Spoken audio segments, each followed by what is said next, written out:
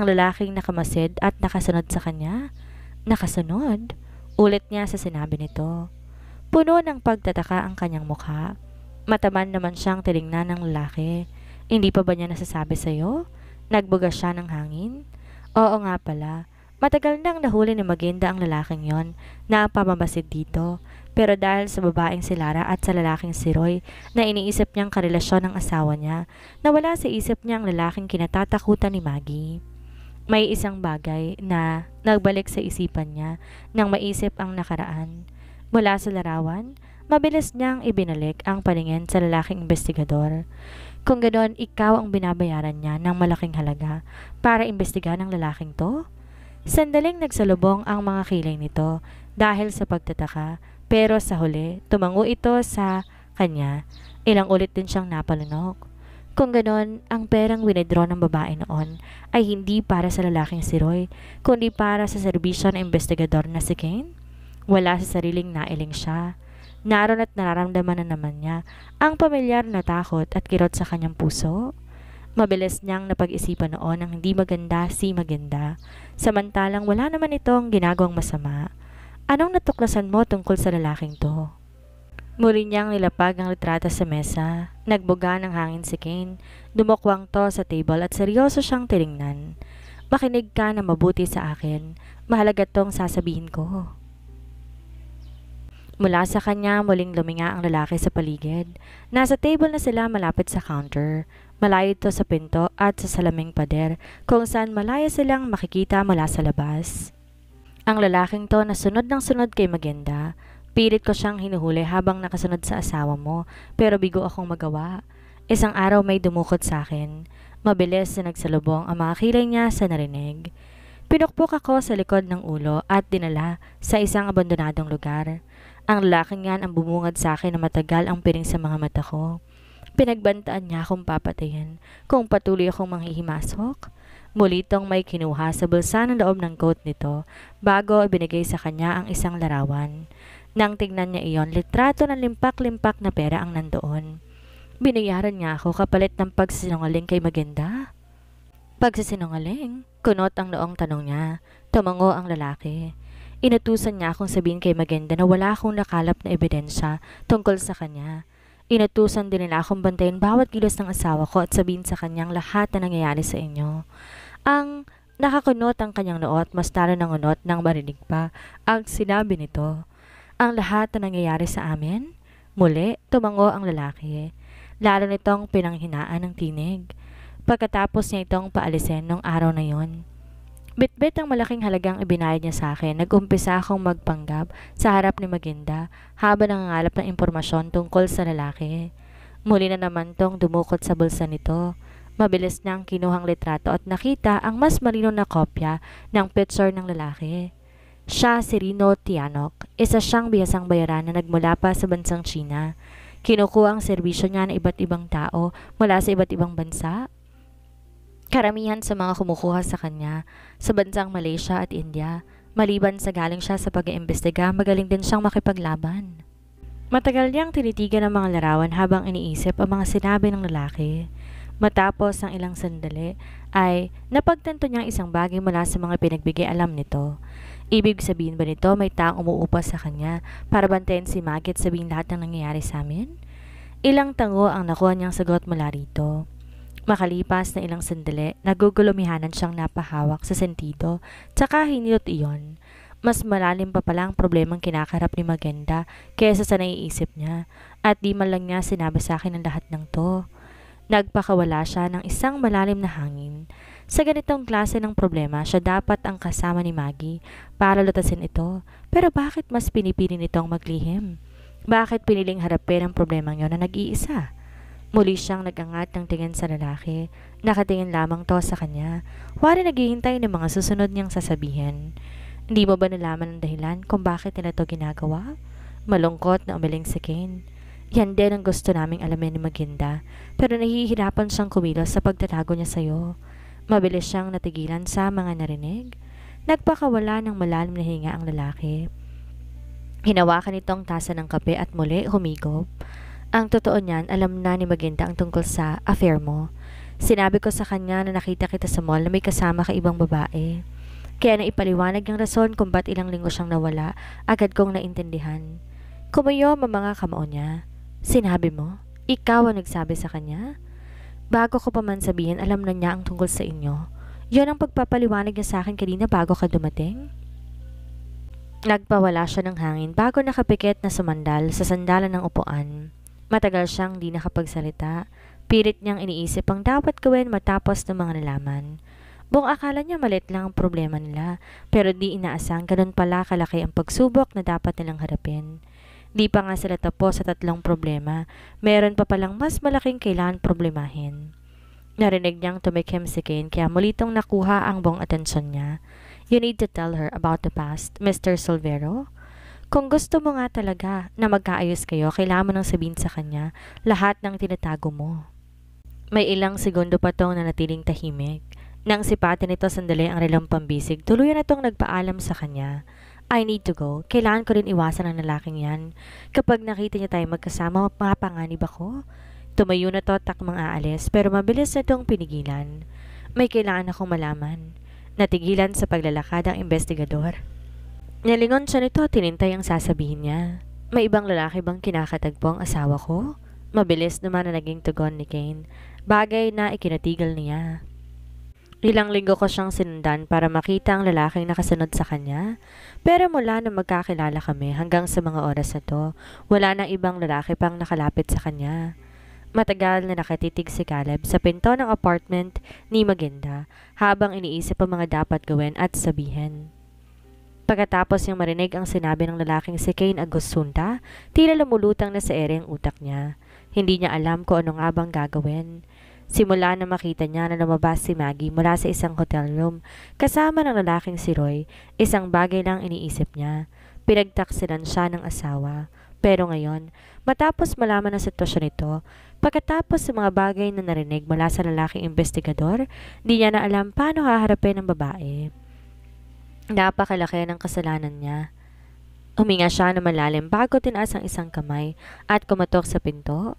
Malamlam ang mga mata niya habang hinihintay ang pagbukas ng pintuan.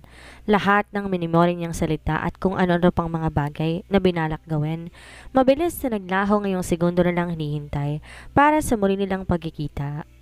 Nang tuluyang bumukas ang pintuan, bumungad sa kanya si Magenda. Di na to nakadamit panlakad. Nakasuot na lang ng simpleng white sando at black shorts. Pinag-cross ng babae ang 2 braso sa tapat ng dibdib. What? Inarkohan siya nito ng isang kilay. Mariin siyang lumunok habang nakatitig dito. Maggie! Sa halip magsalita, iniwan itong nakabukas ang pintuan at mabilis sumakbang papalayo sa kanya. Agad siyang pumasok sa loob. Sinara ang pintuan sa kanyang likuran. Sinundan niya to hanggang makarating to sa harap ng mini refrigerator. Abala to sa pagsasali ng malamig na baso sa isang tubig. Muli nitong pinasok ang mabasaging petsyel sa loob ng ref at tumapit sa bilogang mesa na upo sa isang silya.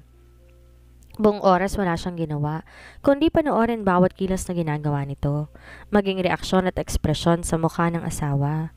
Mariin niyang pinakatitigan. I'm sorry, tuloy niyang sinabi habang nakatingin sa mukha ng babae. Tila naman walang pakialam na umiinom ng tubig si Maggie at pagkatapos ay marahas na inilapag sa ibabaw ng mesa ang baso ng tubig. Umangat ang isang kilay ng babae bago tuluyan tumingin sa kanya. Pinatatag pa nitong isang paa at isa pa bago humugot ng malalim na hangin. Ano? Yun lang?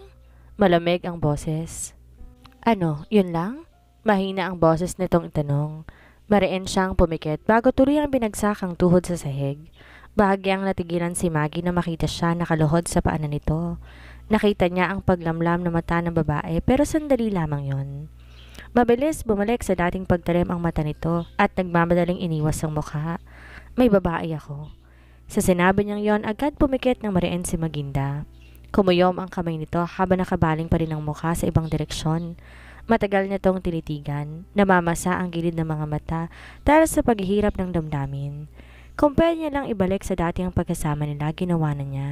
Di perpekto ang buhay nila bilang mag-asawa, pero bawat segundong kasamang babae, labis ang kasiyahan niya.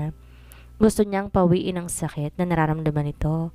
Nais niyang burahin ang masasamang alaala sa isip at puso ni Maggie. Nakanda siyang gawin at aminin lahat, matanggap lang muli ng babae.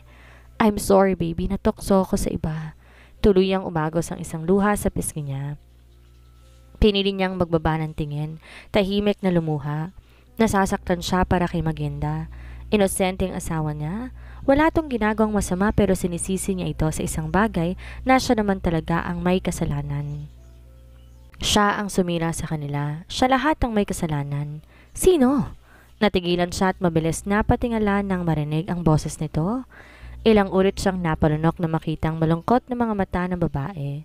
Punong-puno ng kalungkutan ng mga yon kahit papilit itong pinatatalim ang tingin sa kanya. Maggie? Naningkit lalo ang mga mata ni Magenda. Nainginig ang nakakayom nitong kamay dahil sa galit. Ang mga mata na kanina'y puno ng lungkot, ngayon pagkamuhi ang makikita sa mga yon. Umiling siya sa babae. Baby, ayaw mong sabihin? Nagtaas to ng noo at mabilis na tumayo, saka lumapit sa pinto ng apartment nito. Binuksan nito ang pintuan at inis niyang muling binalingan. Get out! Malungkot niya tong nalingon. Puno ng emosyon ang buong mukha. Maggie, please. I said get out. Huminga siya ng malalim. Binawi ang tingin pero di siya tumayo mula sa sahig kung saan siya nakaluhod. Kumuyom ang mga kamay nito dahil sa inis. Mabilis siya nitong nilapitan at tinawakan sa braso gamit ng dalawang kamay. Hindi mo ba ako narinig, Caleb? Ang sabi ko, umalis ka. Binalingan niya to at nagsusumamang hinawakan ng kamay nito. I'm sorry, aaminin ko, Maggie. Kasalanan kong lahat. Kasalanan ko kung bakit ay nagkaganito. Nangilid ang mga luha sa magkabala niyang pisngi. Puno ng pagsisisi ang mukha. But please, let's just forget everything, Maggie. Iwan na natin sa nakaraan ang lahat. Bigla, natigilan si Magenda. Lalo pang nagdilim ang paningin nito dahil sa mga sinabi niya. How dare you? Puno ng pagkamuhi siya nitong tinitigan. Matapos ng mga ginawa mo. Patapos mo ipakiramdam sa akin ako may kasalanan sa lahat. Now you're telling me to forget everything? How dare you, Caleb? Di na napigilan pa ni Magenda ang sariling damdamin at malakas siyang sinampan sa isang pisngi. Paulit-ulit pa siya nitong pinagsusuntok sa dibdib. Tuluyan ang lumabas sa mga luha sa magkabila nitong mga mata. Halos magwala to sa galit sa kanya. Tinanggap niya lahat ng sampal, suntok at pagmura nito. Lahat ng masasakit na salita ay tinanggap niya dahil alam niya nararapat lang sa kanya ang mga yon. Kulang pa ang galit ito sa lahat ng pasakit na ibinigay niya sa babae.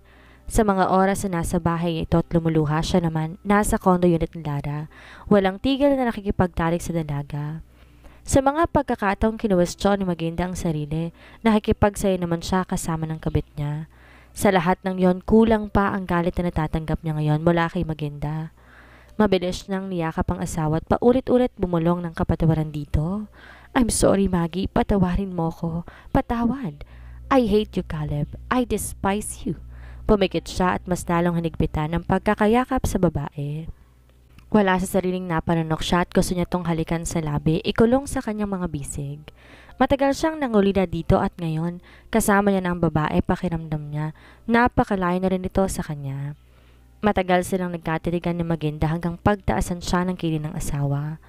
Ayaw mong sabihin kung sinong kabit mo? Pwes, ako ang hahanap ng paraan para makaharap siya. Lalong lumamlam ang mga mata niya sa narinig. Buwaba ang paningin niya sa kamay nito at maingat na kinuha yon bago mariing pumikit. Kung ayaw mo talagang ipaalam sa akin ang pangalan niya, sige. Pero sabihin mo sa akin ang rason kung bakit ka nagkakaso. Sa sinabi nito, ilang beses siyang napanunok. Nagmulat siya at sinilubong ang mga mata nitong tila yelo sa panlalamig. Subalit sa parehong pagkakataon ay nag-aapoy sa galit. Nagpakawala siya ng malalim na buntong hininga bago nagbaba ng tingin. Pakiramdam niya ay napakabigat ng dibdib niya. Nahihirapan siyang huminga. Kung gusto mo talagang magkaayos kayo, kailangan mo sabihin sa kanya lahat ng tinatago mo. Di niya napigilang di isipin ang mga sinabi ng lalaking si Kane kanina. Mukhang tama ito. Kung gusto niya talagang magkaayos sila ni Magenda at kung talagang tunay siyang nagsisisi sa nagawa, kailangan niya ipaalam lahat sa asawa.